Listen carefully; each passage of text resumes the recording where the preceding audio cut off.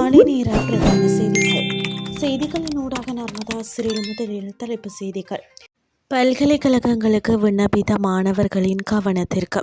நாடு முழுவதும் 143 இடங்களில் நாளை நெல் கொள்முதல் ஆரம்பம். பிலிப்பைன்ஸில் ஏற்பட்ட நிலச்சரிவுகளில் 15க்கும் மேற்பட்டோர் பலி. இனி விரிவான செய்திகள். கடந்த உயர்தர பரீட்சை பெறுபவர்களின் அடிப்படையில் பல்கலைக்கழகங்களுக்கான வெட்டுப்புள்ளிகள் அடுத்த மாதம் முதல் வாரத்தில் வெளியிடப்படும் என பல்கலைக்கழக மானியங்கள் ஆணைக்குழு அறிவித்துள்ளது. இந்த ஆண்டு பல்கலைக்கழக அனுமதிக்காக மொத்தம் 92,043 விண்ணப்பங்கள் சமர்ப்பிக்கப்பட்டுள்ளன. விண்ணப்பங்களை பரிசீலித்ததன் பின்னர் 42,937 மாணவர்கள் இம்முறை பல்கலைக்கழகங்களுக்கு உள்ளீர்க்கப்படவுள்ளனர். அத்துடன் புதிய பட்டப்படிப்பு பாடநெறிகள் சிலவற்றை அறிமுகப்படுத்தவும் திட்டமிடப்பட்டுள்ளது. மேலும் எதிர்வரும் செப்டம்பர் மாதம் முதல் பல்கலைக்கழகங்களின் கல்வி நடவடிக்கைகளை ஆரம்பிக்கவும் தீர்மானிக்கப்பட்டுள்ளது. கடந்த 2025ஆம் ஆண்டு நடைபெற்ற உயர்தர பரீட்சையின் மூலம் பல்கலைக்கழக அனுமதிக்கு விண்ணப்பிப்பதற்கு 1,76,527 மாணவர்கள் தகுதி பெற்றிருந்தமை குறிப்பிடத்தக்கது.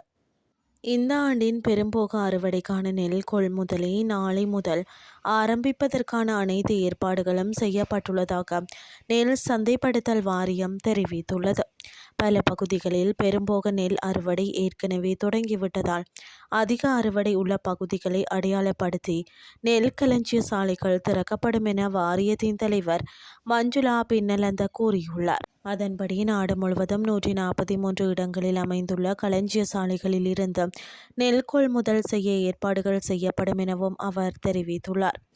களஞ்சிய சாலைகளின் கொள்ளளவு நிரம்பாவிட்டால் அருகிலுள்ள தனியார் துறை களஞ்சிய சாலைகளை பயன்படுத்துவது குறித்து பேச்சுவார்த்தைகள் நடத்தப்பட்டுள்ளதாகவும் அவர் தெரிவித்துள்ளார்.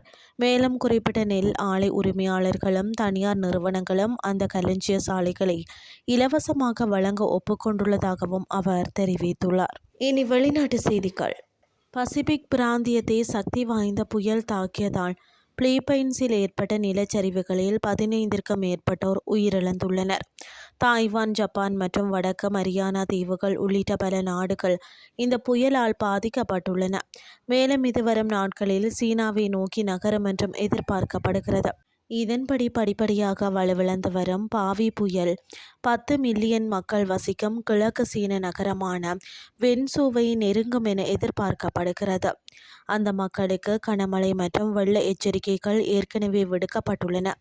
இதற்கிடையில் சீனா மற்றும் தாய்வானை பாதித்த மேசாக் புயலால் சீனாவில் ஏற்பட்ட வெள்ளம் இன்னும் வடியவில்லை என்றும் வெளிநாட்டு ஊடக அறிக்கைகள் தெரிவிக்கின்றன. இத்துடன் செய்திகள் யாவும் நிறைவடைகின்றது. அடுத்த இரவு 8:30 எதிர்பாருங்கள். நன்றி.